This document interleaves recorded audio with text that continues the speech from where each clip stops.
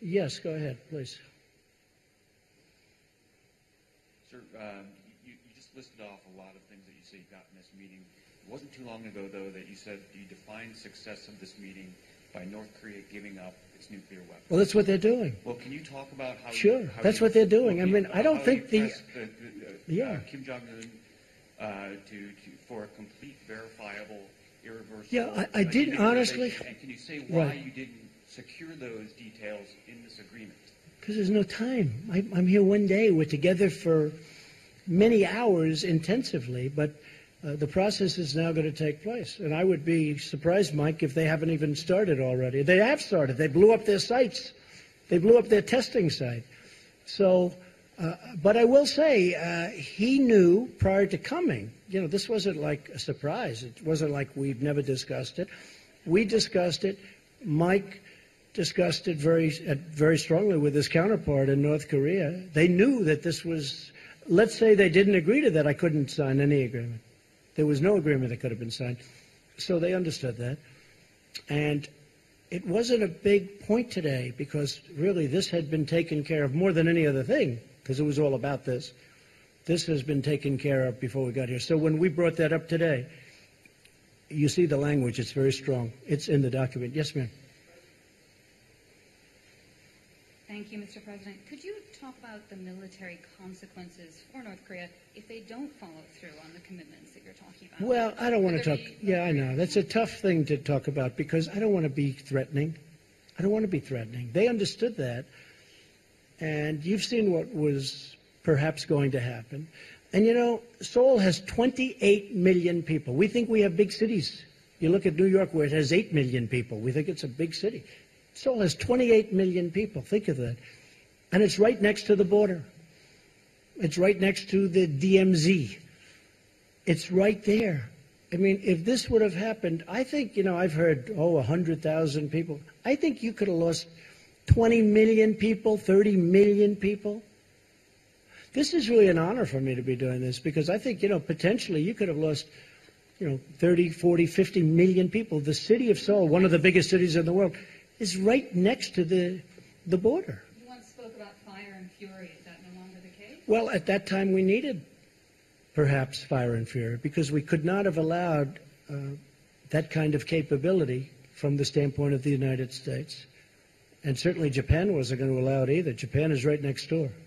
One more thing. Mr. President, could you tell us about the video that you showed before this? Yeah. When did you show that to Kim? What was the goal Today. there? Yeah. We had it made up by some, I hope you liked it. I thought it was good. I thought it was interesting enough to show. One in English and one in Korean. And we had it made up. I showed it to him today, actually during the meeting, toward the end of the meeting.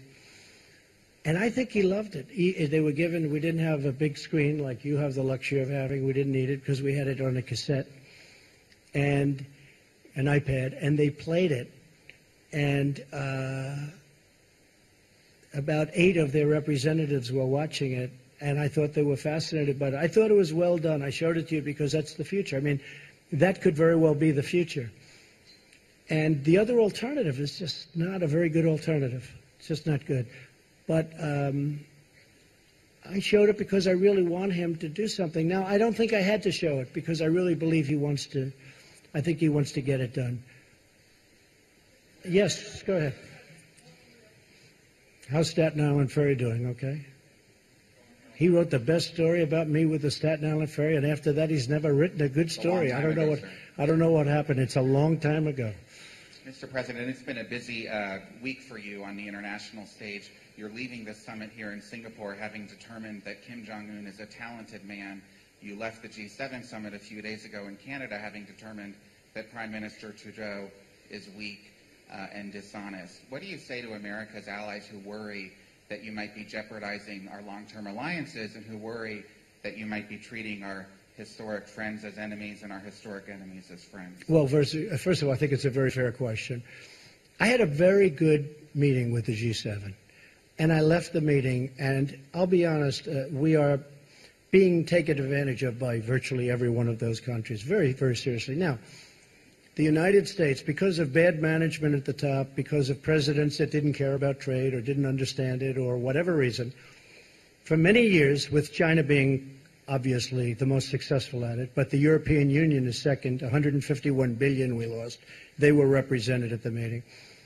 And we're being taken advantage of on trade.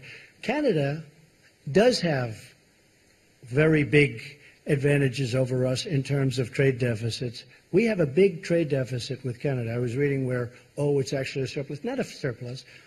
It's either 17, but it could actually be 100. You know, they put out a document. I don't know if you saw it. They didn't want me to see it, but we found it. Perhaps they were trying to show the power they have. It's close to $100 billion a year loss with Canada. They don't take our farm products, many of them. They charge what was 270%, but somebody told me the other day that a few months ago they raised it to 295% for dairy products. And it's very unfair to our farmers, and it's very unfair to the people of our country, the workers, the farmers, the companies. And we are not able to trade. They have tremendous barriers up. They have tremendous tariffs. So when I put in a countervailing tariff just to get us up a little bit so the balance isn't so much, it's like this. They said, oh, that's so terrible. I said, what's terrible? We have to catch you a little bit. We have to have a little balance. Even if it's not complete, we have to have a little balance. I say this with many countries. Anyway, we finished the meeting. Really, everybody was happy. And I agreed to sign something. I asked for changes. I demanded changes, and those changes were made. In fact, the picture with Angela Merkel, who I get along with very well, where I'm sitting there like this, that picture was, we're waiting for the document because I wanted to see the final document as changed by the changes that I requested. That was a very friendly, I know it didn't look friendly, and I know it was reported like sort of nasty both ways. I was angry at her. Actually, we were just talking, the whole group, about something unrelated to everything, very friendly, waiting for the document to come back so I could read it before I leave. Anyway, I left it. It was very friendly. When I got onto the plane, I think that Justin probably didn't know that Air Force One has about 20 televisions. And I see the television, and he's giving a news conference about how he will not be pushed around by the United States. And I say, push him around. We just shook hands. It was very friendly. Look, countries cannot continue to take advantage of us on trade. The numbers are out. Over the last couple of years, and over the last many years, but over the last couple of years, this country has lost $800 billion on trade with other countries, the biggest one being China. $800 billion. $151 billion with the European Union. They don't take our agricultural products, barely. They don't take a lot of what we have, and yet they send Mercedes into us. They send BMWs into us by the millions. It's very unfair. And it's very unfair to our workers, and I'm going to straighten it out, and it won't even be tough. Okay? Thank you. Go ahead. Go ahead.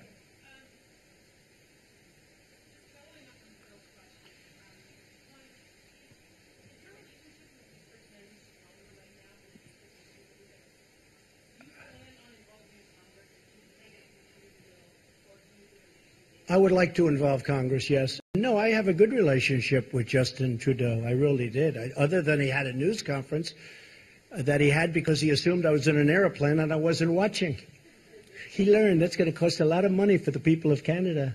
He learned. You can't do that. You can't do that. We left. We had a very good relationship. I've had a good relationship with Justin. I have a good relationship with all. I have a very good relationship with Angela Merkel. But on NATO, we're paying 4.2%. She's paying 1% of a much smaller GDP than we have. We're paying 4.2% on a much larger. We're paying for, anyone can say from 60 to 90% of NATO. And we're protecting countries of Europe. And then on top of it, they kill us on trade. So you just can't have it that way. It's unfair to our taxpayers and to our people.